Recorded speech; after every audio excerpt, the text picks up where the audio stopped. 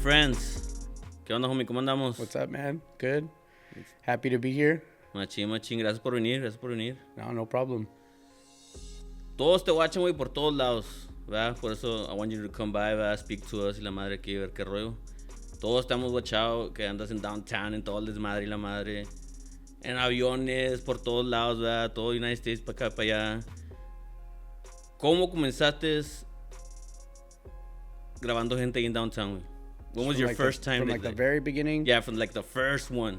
So, man, I at the time I was working for a congressman, so I was working for the federal government. So you know, real normal job. Well, maybe not normal, but very adult-like, right? And then I started going out on the weekends. Well, first I lived in Washington, D.C. I was working over there, and then I decided to go to law school. And so when I got accepted to law school, I moved back to Texas, but there was still a couple months before I was going to start law school. So I was working for the congressman here in our district office. And so I started going out on the weekends because I was like, what is there to do, on the weekends in the Valley? So I discovered Downtown Mcallen. I started having fun. My friends and I would get a section at the club every Saturday. So that became like the thing. Like every Saturday night, we were going to go downtown and we were going to party and have a good time and stuff. And so I was also a videographer. I liked shooting videos and editing on the side. So the club that I would go to, I asked them if I could take my camera one time, and they were like, sure. And I made them a video and they liked it. So then I kind of became like their promotion videographer. I would go in, I would film, they'd give me bottles and take care of my friends and I and stuff. So one night I had a little too much to drink. We went into the street and I told my friend, hey, hold my camera. I'm going to use my phone as a microphone. And the first question I ever asked was, if you could be any animal, what would you be?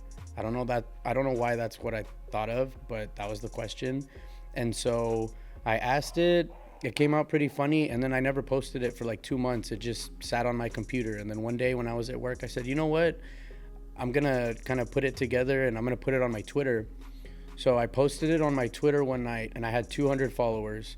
And when I woke up in the morning, I had 2,000 followers, and the video had 100,000 views. And everyone was like, oh my gosh, this was so funny. This guy asked questions downtown Mcallen. This is insane. This is hilarious. So I told my friend, I said, man, we got to do this again. So the next weekend we did it again, and then again, and then again. And, by the second week that I went, people were taking pictures with me. They're like, it's the guy from Twitter. And so it kind of started off as a Twitter thing, and then I started putting them on YouTube and then Instagram. And, after about a year, it became like a business. And then it took off, and I had to get a videographer and all kinds of stuff. And do you remember what year this was or no? The very first one was towards the end of, during the summer of 2018. 2018? Yeah. Oh. And then 2019, it became like a thing. And then, from 2019 up until now, it's just been going strong. Except for when COVID hit. That was kind of weird. The bars closed down and there was nobody to interview. So Valió madre. I was posting old stuff and recording with my mask. Oh, sí? So that was kind of weird.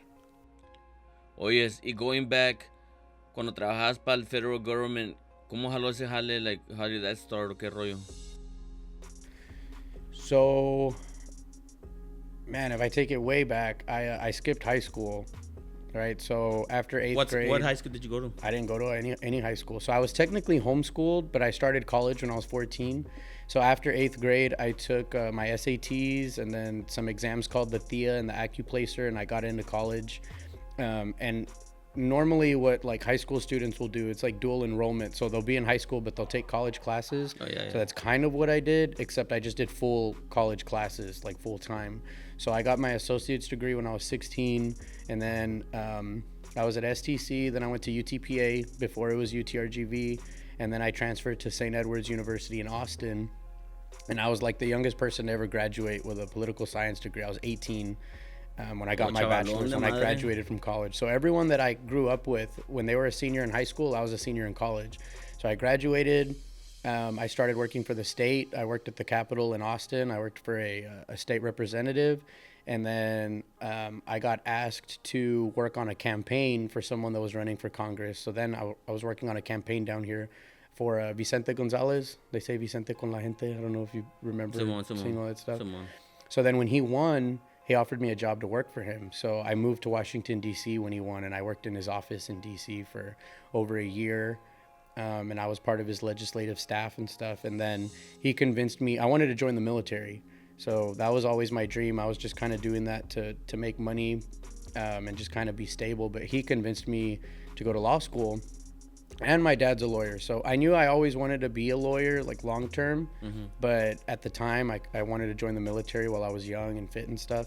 But he was like, man, you got to go to law school. So I took the LSAT exam when I was living in Washington, and I got into law school back home in Texas. So I moved back down, and then that's when I started filming randomly and just kind of incidentally became a YouTuber and never stopped.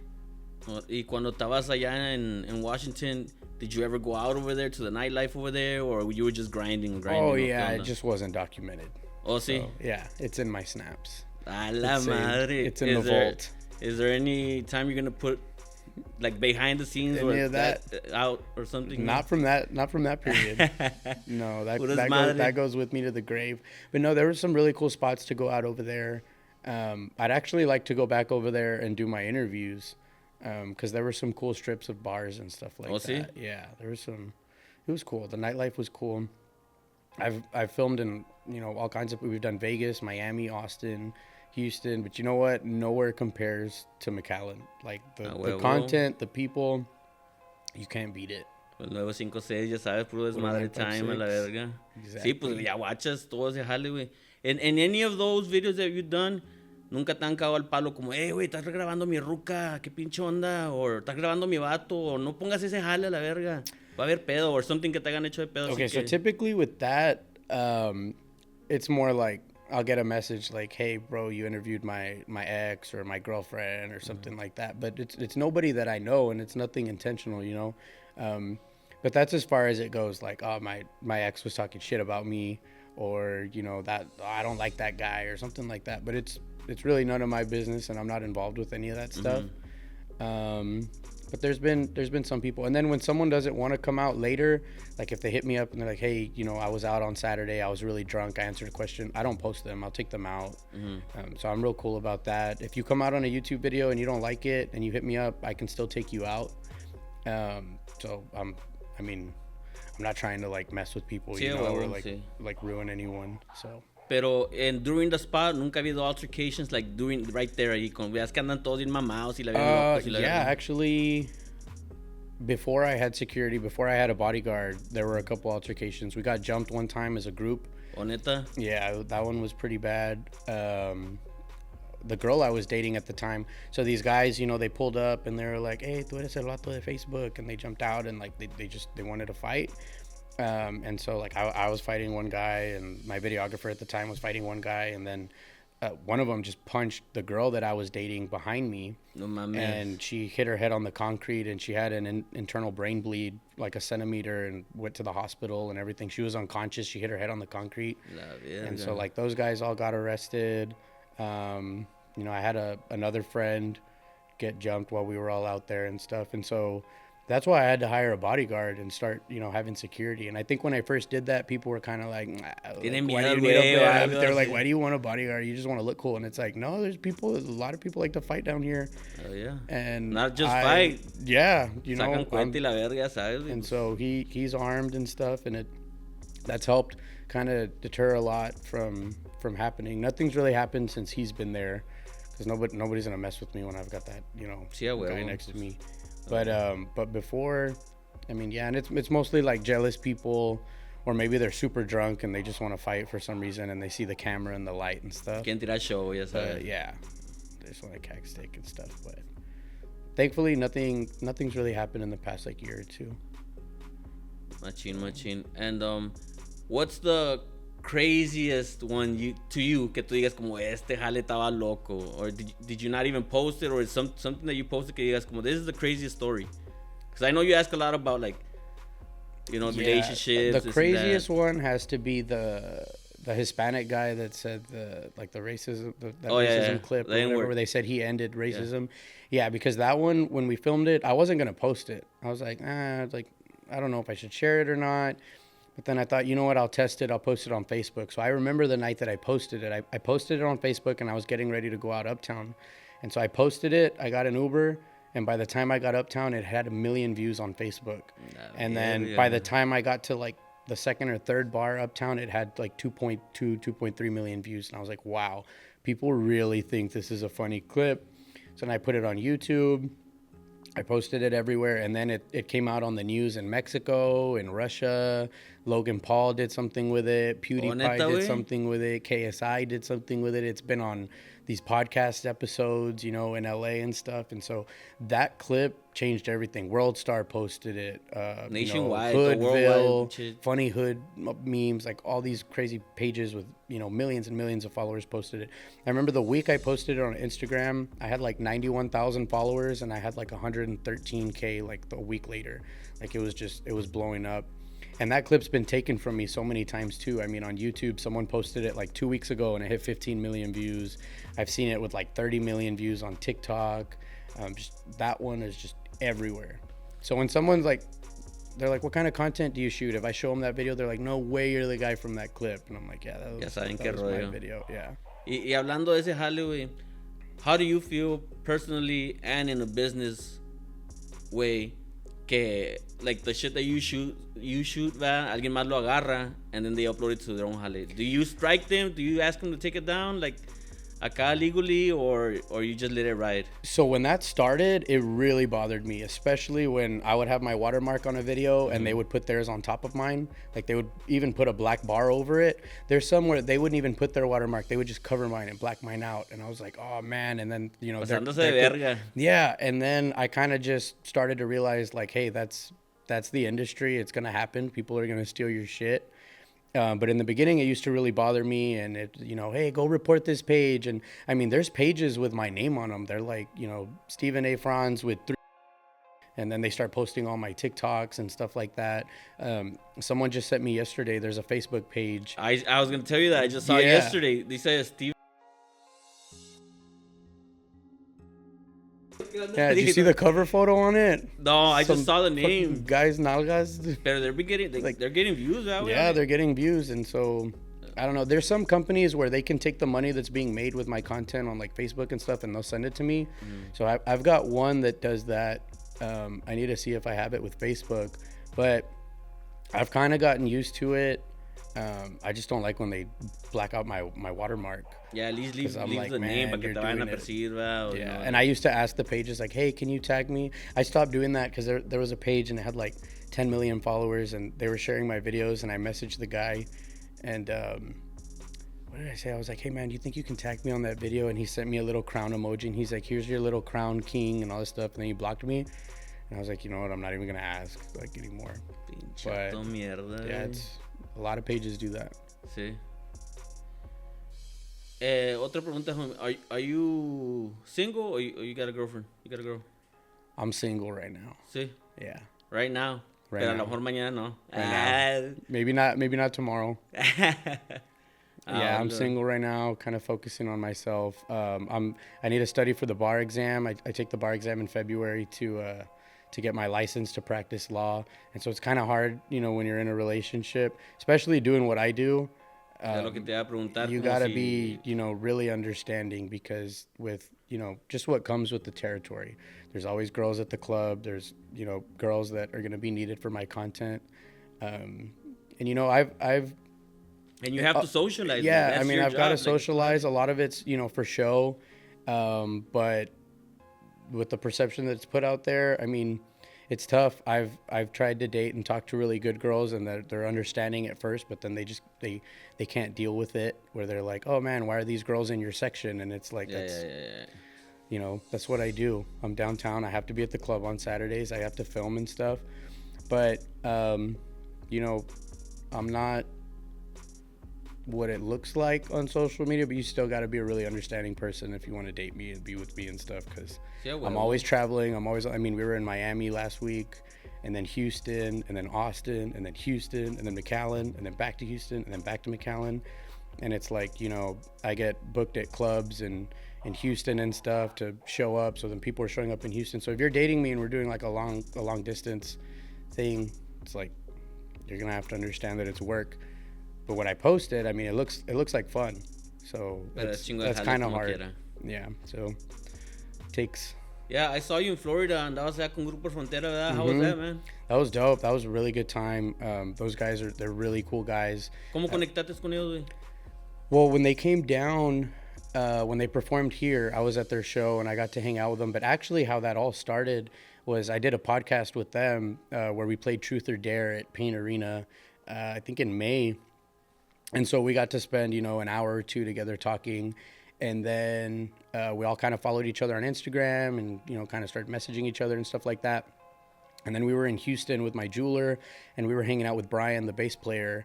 And he was like, hey, we got a show in Miami. You guys should come. It's next week. And we were like, you know what? Let's do it. So we booked it. We ended up in Miami and, we were hanging out with them. We were backstage. I actually got on stage and was playing the triangle.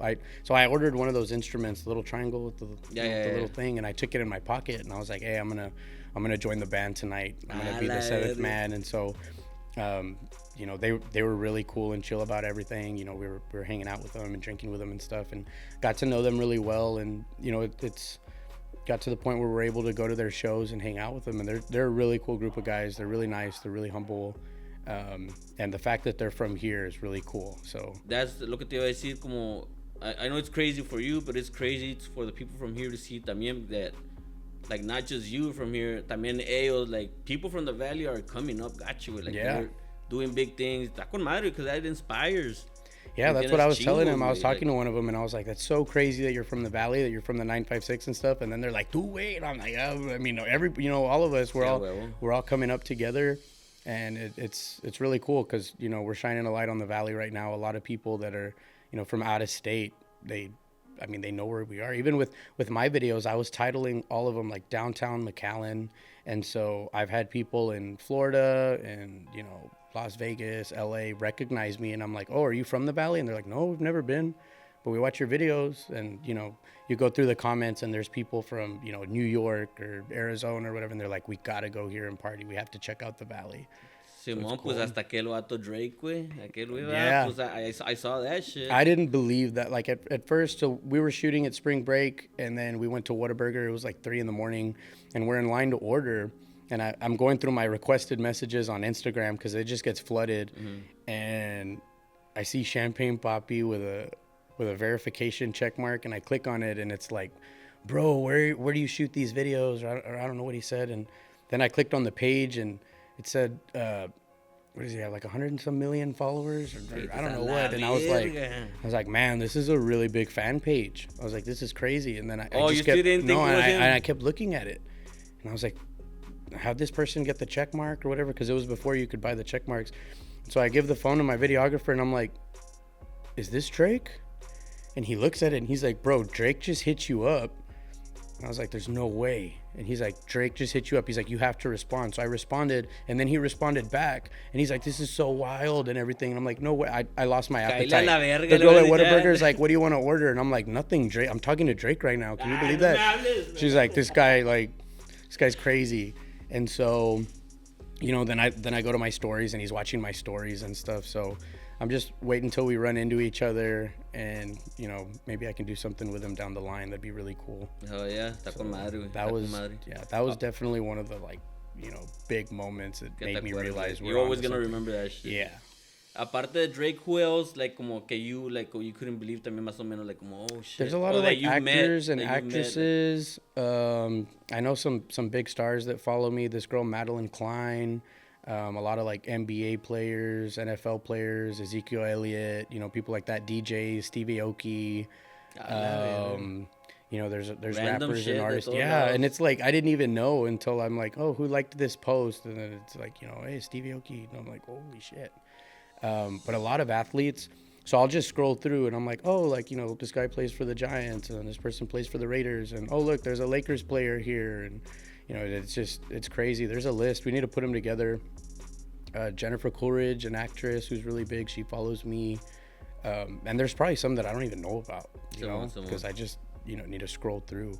But it's crazy how they've taken off because you'll just have one clip and it just gets millions of views. I mean, earlier this year, every reel I was posting was getting from 1 to 14 million views, every single one. I mean, it was like 9 mil, 6 mil, 8 mil.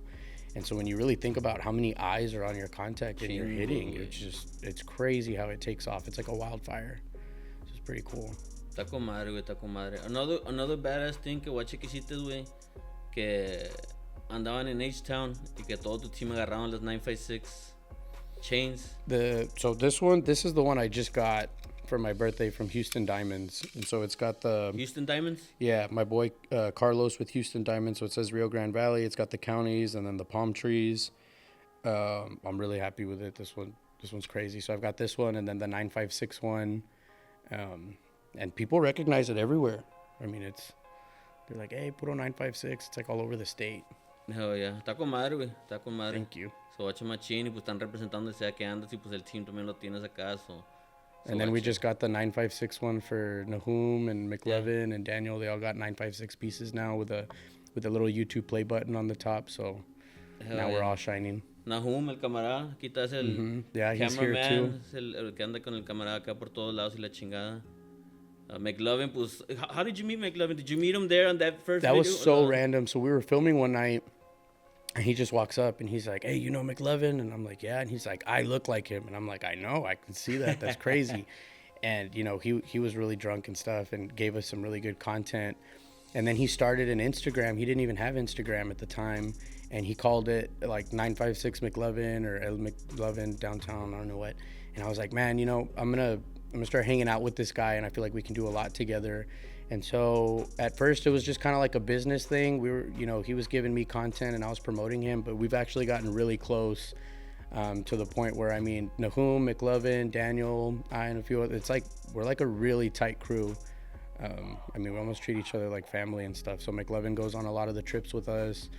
And just in general, he's really funny to have around. Like if you follow me on Snapchat, where I post a lot of, you know, the behind the scenes stuff. That's the one platform where that's the one platform where I kind of post like whatever I want. So ahí los DMs están todo lo que That's where they come from.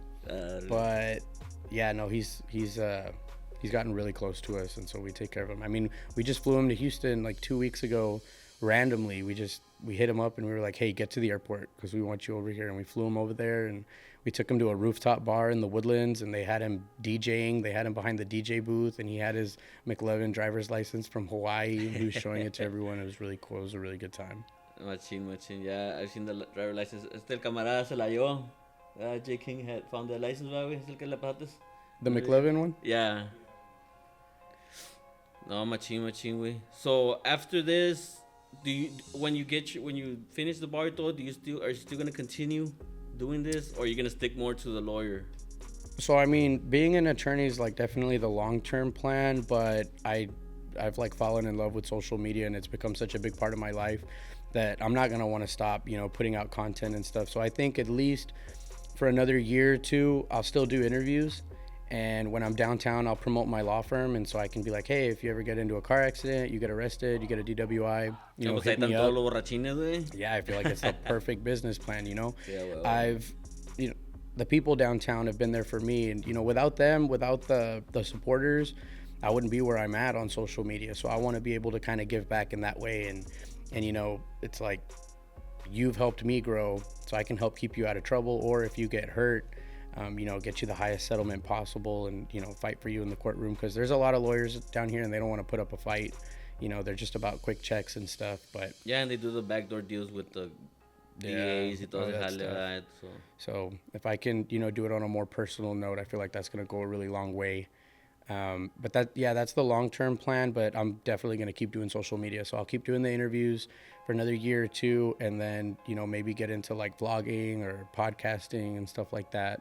And just keep posting because it's become, you know, a part of who I am. So I feel like I'm not going to stop with the social media stuff. Machine. Y ahorita before y'all got here, I overheard that y'all were andaban in a range. Andaban shooting. Yeah, we were out at the ranch shooting guns, blowing off steam. We're actually dove hunting. See? Yeah, which I haven't. I mean, my family's got a ranch, and I realized today that I hadn't been there in over a year because of my social media stuff. Anytime I have free time, I'm traveling. I mean, well, anytime I have free time, we're like editing and stuff. So we are always on the road. I'm either studying, we're filming. Just realizing how much we've traveled in the past month and how fast time goes by. I had no idea that I hadn't been to the ranch in over a year. So just being out there, I'm like, man, really? It's been that long? And it's like, yeah, I can say every month, what we did. May, that was, on some podcasts and stuff, going to LA. I think in April, we had to shoot in Chicago. March is a spring break month and stuff. So there's not a lot of just downtime. And so today my family was going to be out there and my brother and stuff. And they're like, hey, we're going dove hunting. And I was like, you know what? I'll go. And I was like, man, I haven't been out here in so long because we're always just so busy. So it's crazy. It was good. Nahum went with us. Sí. Had a good time. Yeah, sí, watché unos pictures que me enseñaron, full tactical gear, todo acá. Yeah, with suppressors and all that stuff. My brother's got a lot of cool toys. Sí. Yeah, he's got night vision, thermals, ops core helmets, all these ARs tricked out, SBRs and stuff. It's really cool. Hell yeah. So, aparte de eso, Jale, de shooting, what else, recreate que te gusta hacer? Como, aparte de, work, I know you travel a lot, pero, even before the social media, I'm like an adrenaline junkie. So before social media became a business, skydiving was a big hobby of mine. I've jumped out of a plane 96 times, so I'm really close to 100. How high up? So it depends with the size of the plane and the airport that I'm jumping at the drop zone. When I jump in Austin, we jump at 10 to 11,000 feet, but in Houston, we go up to 14, 15,000 feet. So I get an extra 30, 45 seconds of free fall time in Houston. But you see, that's another thing. I haven't jumped since the last World Series, which was a year ago, because they're about to have the World Series again, and it's just time goes by so fast. And that was something I do for fun. I have been able to do it for my social media business. I did a skydive for Blue Chew, where I was promoting a company. I did a skydive for Michelob Ultra, and so I landed in an Astros jersey and I took a sip of the beer and stuff. But just doing it for fun, I haven't had time. I need to go renew my license and stuff. And then scuba diving was another big hobby of mine. I used to go on these wildlife expedition trips with a buddy of mine that does stuff with the Discovery Channel and Shark Week and stuff. And it's man, I haven't gone on a trip in so long. So yeah, skydiving, scuba diving, running. I used to be an Ironman triathlete. I used to do a marathon every month. I haven't had ¿Cuántos años tenías cuando andabas haciendo eso? So I was actually the youngest male in the whole state of Texas to run a 100-mile ultra marathon. I was 19, and there was 16 of us that did it. Only 8 or 9 finished, and I got 4th or 5th. I ran for 22 hours and 59 minutes. My feet were all bloody and blistered and stuff. And then I was the youngest male in the state of California to ever become an Ironman, a full Ironman. So you swim 2.4 miles, you bike 112 miles, and then you run 26 miles. And so they give you 17 hours to do that. And I did it in 15 because I didn't really train too much. But I've done 6 Ironmans, I've done 3 ultras, and I've done 28 marathons. Todo legit. Yeah, but I mean, I went for a run 2 days ago, and I did 2 miles, and I was verga. Yeah, need to stop vaping. But yeah, that was something that I used to do for fun. And now I try to work out when I can, but we're always on the road, we're always traveling, so it's tough. I'm definitely going to need a little bit of a break when I do my bar prep. Machín. Y cuando andas en downtown también shooting, güey, ¿te mamas o no? O a veces estás mamado una vez que digas, no, mamá, vale verga. It depends. So when it comes to alcohol, and probably not something I should be proud of, but I have a high tolerance. So I can, hold my own. I can drink and then go out and be coherent. Perform. Yeah, the way that I articulate myself, I can keep it together. I know a lot of people that can't, so I don't think a lot of people would be able to do that. I don't think they'd be able to order a couple bottles and then at 1:40 walk outside and get a mic and get everything set up and then just go straight into interview mode. There's been times, we're in the club, we're jumping around, we're dancing, we're having fun, and then 5 minutes later I'm in the street and I'm like, what's up, guys? Thanks for tuning into the channel. So tonight I'm going to be asking, and people were like, whoa, how did he do that? Yeah, they were like, man, they just had Steven hanging up on the ceiling and shooting smoke and jumping up and down on the DJ booth. And then I'm outside and I'm like, thanks for liking and subscribing to the channel, guys. Time to work, time to hustle, huh? Yeah, so lock in. I've got a high tolerance. I'm able to kind of control it, and I know where my limits are, so I'm able to keep it together. Machín. Y después de como in downtown, when did you start going out to other cities? Like, when was the first time? What was the first time you went to another city? Que dijiste como, oh, they want me over here. So I did McAllen. I did McAllen for a couple months, and only McAllen, and then I started doing 6th Street in Austin because when I was in college, I was a bartender on 6th Street in Austin. And so I already knew kind of the environment and stuff down there. I knew how it worked. I knew it was very congested and flooded with people. So that one, Austin was like my second location. But then when I started getting brand deals and making money, then it was like, hey, can you go shoot in Las Vegas? Or you're going to be in LA for this. Can you shoot a video here? And so it kind of grew like that. But it was mostly McAllen and Austin. Those are the two places that I filmed the most. I've tried it in Houston. We've done Miami, Key West, and then like Vegas and LA and stuff. I think I tried it like one time in Dallas, and then South Padre Island, spring break. That's a really good place to hit. Every March we do a spring break video, and that's So there we're able to film all day at the beach and then all night outside Clayton's or Louis or wherever the hot spots are, like the Isla Grande and stuff. But it's kind of dying out. Spring break was a really big deal at South Padre. Because of all the on the covers, something. It's just, it seems like every year it just kind of becomes less and less popular. I think people would rather go to other places. Because when I was younger, like when I was a teenager, the wait on the bridge, I mean, you'd be there for hours because, spring break was such a big deal. And then now it's kind of like, Yeah, because, pues que como el Access 5 before, they would let you go in there, like, te dejaban all the way, right? Noche, or even to like all the way to Access 6. You can sleep there, you can be there. Now they're giving tickets, and what do you have in your car? You got open container, you got glass and stuff like that. La gente no quiere ir, quieren ir a porear, güey, no quieren ir a donde hay rules a la verga, ¿me entiendes? They're all going to Corpus now. Sí, but, I don't know what's going on with that. No, pues machine. Y en Spring Break, have you gone anywhere else instead of just South Padre Island? ¿No has ido like Miami también se pone loco, ¿verdad? Yeah. We've gotten offers and stuff. We were going to go to Cabo last one. There was a bar that was hitting us up, some Baja Beach bar, nightclub, but we ended up shooting all of our content here. Sometimes we'll have to go to like Austin, is good for Spring Break. There's a South by Southwest. Oh, yeah. So that's a good place to film. But other than that, for spring break, we usually stick to the island because here they have me emceeing the shows. They'll have me on stage at Clayton's hosting the wet t-shirt contest. And I mean, I think that's where it really hit me. Yeah. Hey, let us know for the next one. Yeah, well. But that, I think that's where it first hit me, where I was like, man, I've got like a lot of supporters because, they put me up on the stage and kind of announce myself and everybody would start going crazy. And I was like, wow, all these people really know who I am. So it was like an eye-opening moment.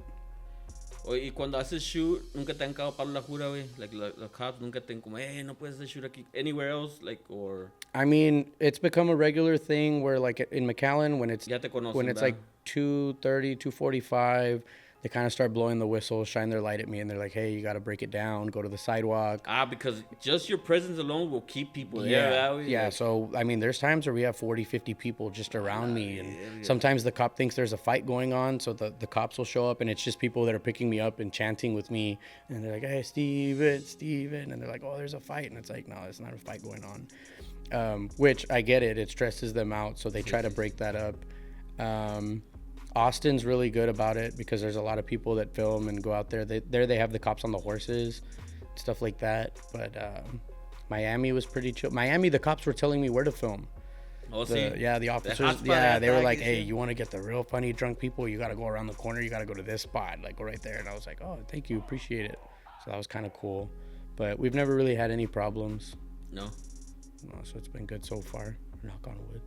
Oh, yeah, machín. So, tú que andas con todo ese jale de aquí, allá y la madre, do you plan on having any merch coming out or algo así, like, to go with your brand or algo así? Yeah, so right now we're actually working on a site where we're going to be selling our new line of clothing. It's called Tipsy Threads. Oh, see? And we've got a lot of really cool designs. Oh, like the cap you have? Yeah, just like the cap I have. We've got a lot of cool shirts coming out with a lot of cool designs, hoodies, caps, all kinds of stuff. It's probably going to launch like in a month. But... back in the day, I used to have merch, and it was like with a slogan that I'd come up with, Peda Nation and stuff. But what I like about this new line that we're dropping is there's going to be stuff for everybody. Not just, what's oriented to the valley, but a lot of cool styles, a lot of cool designs. Just there's going to be a variety of a lot of cool stuff. So I think there's going to be something for everybody. So we're really excited to launch it. The site's already almost complete. We've got a lot of different designs. So when that comes out, I think people are going to really like it. Sí. No, machín, we'll definitely keep a lookout for this. Jale, güey. Con the Tipsy Threads, ¿verdad? Yeah, Tipsy Threads. Machín. No, pues está bueno, güey. Gracias por venir, carnal. No problem, man. Thank you for having me. Do it again, ya, ¿verdad? Yeah, let me know if you want to make it a regular thing. Simón. We'll come in. Acá Pablo y hacemos en nuestros interviews, traemos aquí gente que se pongan a pistear, hacemos un reenactment. Sounds good, man. No, thank you for having me. It's fun. I love doing this. Gracias.